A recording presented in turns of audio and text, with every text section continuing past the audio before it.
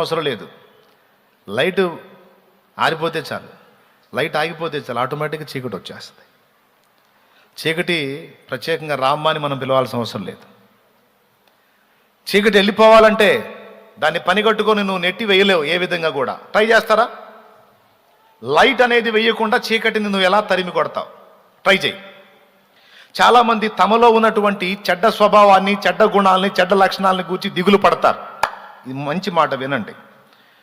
ఎట్లనన్నా కానీ దీన్ని అధిగమించాలి, ఈ తప్పుడు ఆలోచన ఏంటో పదే పదే వస్తుంది, ఈ బలహీనత ఏంటో నాకు పదే పదే వస్తుంది, ఇలా ఆలోచించకూడదు, ఇలా ప్రవర్తించకూడదు అనుకుంటానే నేను మళ్ళా అలానే వెళ్తున్నాను, అబ్బా నాకు ఇది పెద్ద క్షోభలాగుంది, ఎట్లా నేను దీని గురించి బయటపడతాను అని కొంతమంది నలిగిపోతూ ఉంటారు.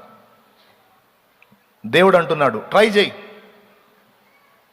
చీకటిని నువ్వు ఎలాగ వెళ్ళగొడతావు ట్రై చేయి అంటాడు. మీరు చెప్పండి, లైట్ వేయటం అనేది ఒక్కటి పక్కన పెట్టండి, ఇంకేం చేసి చీకటిని వెళ్ళగొడతారు? ఏమైనా ఐడియా ఉంటే చెప్పండి, ట్రై చేద్దాం. చెప్తారు ఎవరన్నా? మన చుట్టూ ఆవరించింది. విజయాన్ని ఒక అద్భుతమైన తెలివైన సమాధానం చెప్పాడు. చీకట్లోంచి మనం బయటికి వెళ్ళిపోవాలంట. అమ్మో, తెలివి. దేవునికి స్తోత్రం, హల్లెలూయా. మనం ఉన్నది చీకట్లో, మన చుట్టూ చీకటి ఆవరించింది. నీవు సొంత ప్రయత్నంతో చీపురు తీసుకొని చీకటిని ఊడ్చేస్తావా? పోనీ దోమల మందు కొట్టి ఏమన్నా వెళ్ళగొడతావా?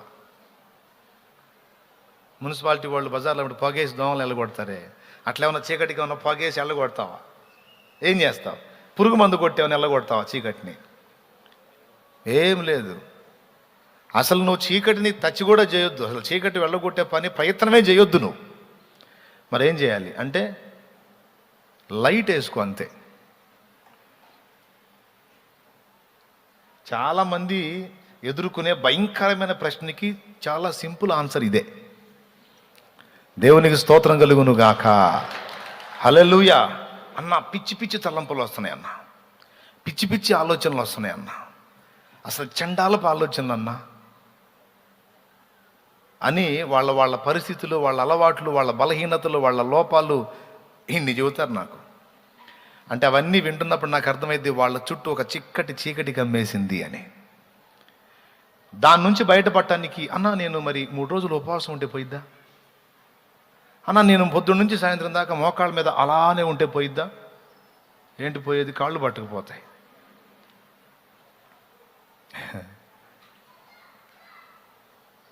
ఒకవేళ ఆ పూటకు నువ్వు ఉన్నప్పుడు ఒకవేళ రాకపోయినా నువ్వు మోకాళ్ళ మీద నుంచి లేచినాక మళ్ళీ వస్తాయి. మరి ఎట్లా? దీనికి విరుగుడు ఏంటంటే ఏం లేదు, చీకటి నిన్నెప్పటికీ దరిచేరకుంటున్నట్లు మీ దీపం వెలుగుతూ ఉండనియండి. దేవునికి స్తోత్రం కలుగును గాక అన్నాడా? మీ దీపములు అది అంటే ఆయన సన్నిధి నీలో నివసించాలి. ఆయన వాక్యపు వెలుగులో నువ్వు ఎప్పుడూ ప్రయాణం చేయాలి. ఒక్క మాటలో చెప్పాలంటే ఆయన సన్నిధి నుండి నువ్వు వేరైనటువంటి అనుభవాన్ని అసలు రానియొద్దు. నువ్వు కూర్చున్నా, లేచినా, తిన్నా, పండుకున్నా, నువ్వు ఎక్కడున్నా ఆయనతో మాట్లాడు, ఆయన గురించి ఆలోచించు, ఆయన తలంపులతో నింపబడు. చీకటి నీలోకి జొరబట్టడానికి తావే ఉండదు.